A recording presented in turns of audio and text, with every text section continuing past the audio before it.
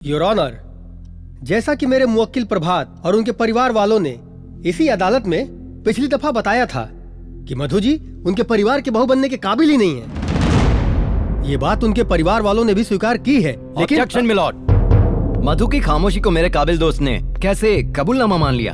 Objection overruled. You sit. You may proceed. Thank you milord. Your honour, case बिल्कुल साफ है। 6 महीने पहले मेरे मुवक्किल प्रभात और मधु जी ने डाइवोर्स फाइल किया था, जो 6 महीने की अवधि आज समाप्त होती है। तो मैं अदालत से दरख्वास्त करना चाहता हूं कि बिना अदालत का वक्त जाया किए मधु जी को ये हुक्म दे कि तलाकनामे पर हस्ताक्षर करें, जिससे हमारी मुवक्किल मनोरमा देवी अपने बेटे की दूसरी शादी कराकर बहू सुख का लाभ उठा सके। योर ऑनर, मैं अपने काबिल दोस्त से एक बात पूछना चाहता हूँ कि जब मधु एक अच्छी बहू के लायक थी ही नहीं, तो इन लोगों ने शादी ही क्यों करवाई?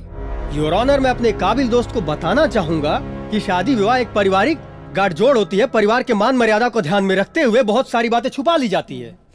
योर ऑनर, इस केस में भी सेम टू सेम ऐसा ही हुआ।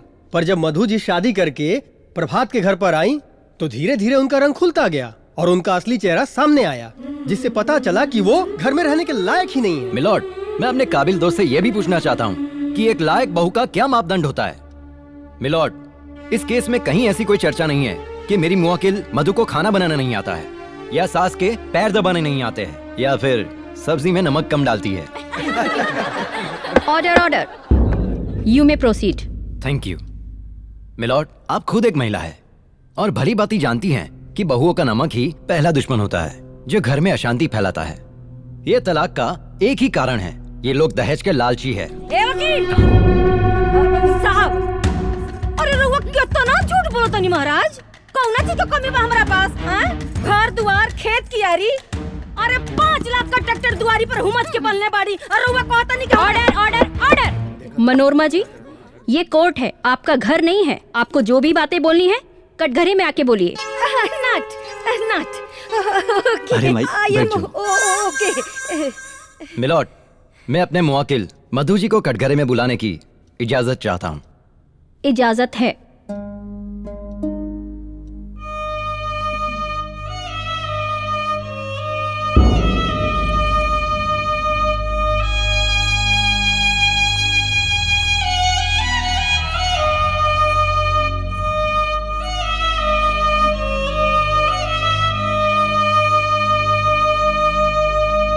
गीता पर हाथ रख के कसम खाइए, जो कहेंगी सच कहेंगी, सच के सिवा कुछ नहीं कहेंगी।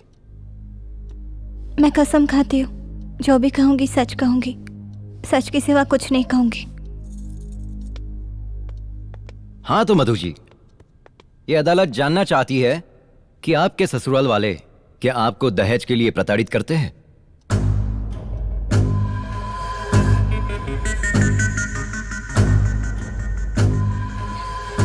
नहीं सर। सच बोलिए, झूठ नहीं। ऑब्जेक्शन मिलॉर्ड, मेरे काबिल दोस्त मधु जी को गुमराह कर कर उनसे सच से झूठ बुलवाना चाहते हैं। Objection overruled.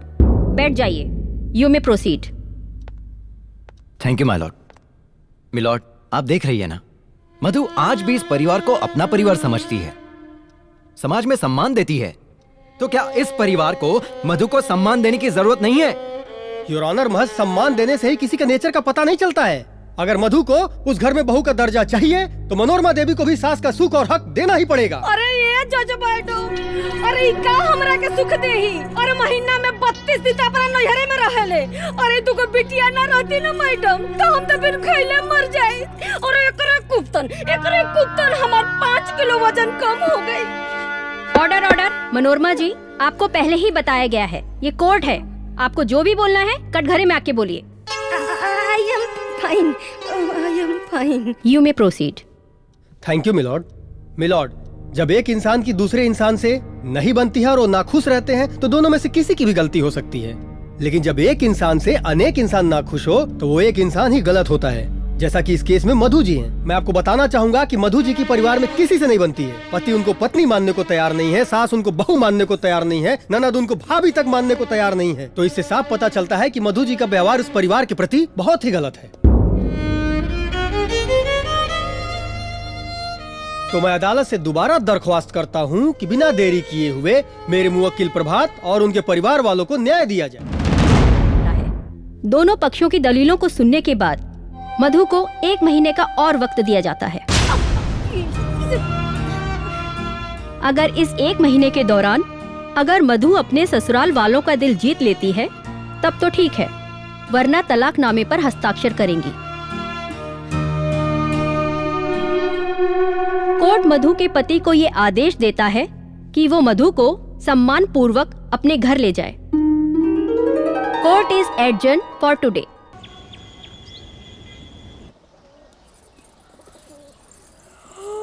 अरे दीदी, अरे प्रणाम दीदी। खुश रहा।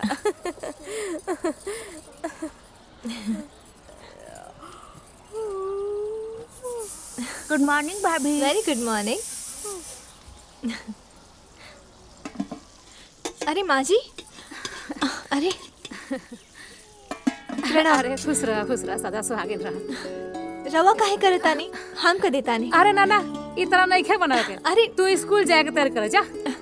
अरे नाना माँ जी, हमरा एला पर भी रवा के सुख आराम ना मिली त बेकार बा ऐसन बहू पर हम कर देता नहीं। अच्छा सुनो एगो बात बतावा। जब तू छोट रहलो तरह के दूध के पियावे, माई जब स्कूल से आवत रहलो तो तरह खातिर खाए के बनावत रहे, माई और जब स्कूल से हार जात रहलो तरह कौर के खियावे। माई जब सब काम माइये करे तो हमहू तो तहार माई है ना। तू हमार पतोह ना, बेटी बड़ू बेटी। हर एगो माई अपना लड़कन खातिर खाए पानी तो बना ही सकतिया, और इतना साल से घरों में खाए का हम ही बनावत रहनी हो। पर माई लोग देखी तो का कही। अरे लोग के चाहे था तू चला। अब तेरा स्कूल में दिन भर बच्चन सबके पढ़ावे के बाद, चिल्लाए के बाद, कागज पत्र देखे के बाद। अरे तू तो इंसान है ना बाड़ू, ये सब छोड़। चल पर माँ तू चला स्कूल के तैयारी कर। हम तारा दोनों जना खातिर टिफिन बनाए तनी, ठीक बा? जा। अरे जा।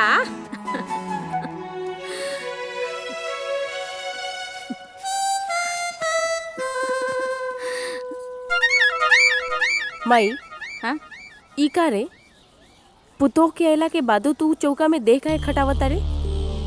अब तो भाभी घर पे आ गई, तू काम काहे करता रे? अच्छा वो कमाइबो करी आ तारा लोग बना के खियाइबो करी। तू इंसान नहीं है का?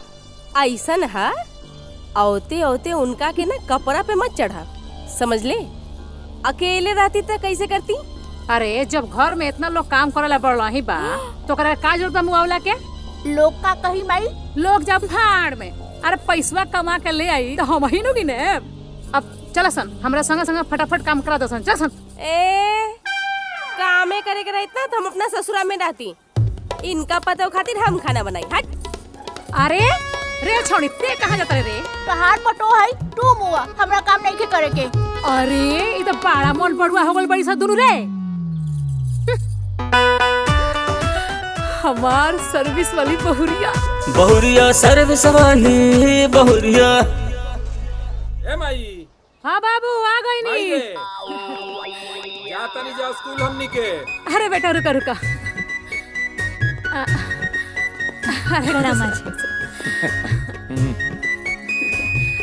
बेटी हाय एमे नु पार्ला में सेब काट के रख ले बानी, दोनों जना खा ली हल। ठीक बा। आ निचला में काजू किशमिश रख ले बानी, जब भी प्यास लागे नु तो पहले ही खा के तबे पानी पिहल। ठीक बा? ला। ठीक बा चला। ए बेटा सुना, हाँ। रतिया खाए का बनाए? अरे तोरा जौन मन करी बना दी है। अरे रोज तो अपना मर्जी से बनाई ले।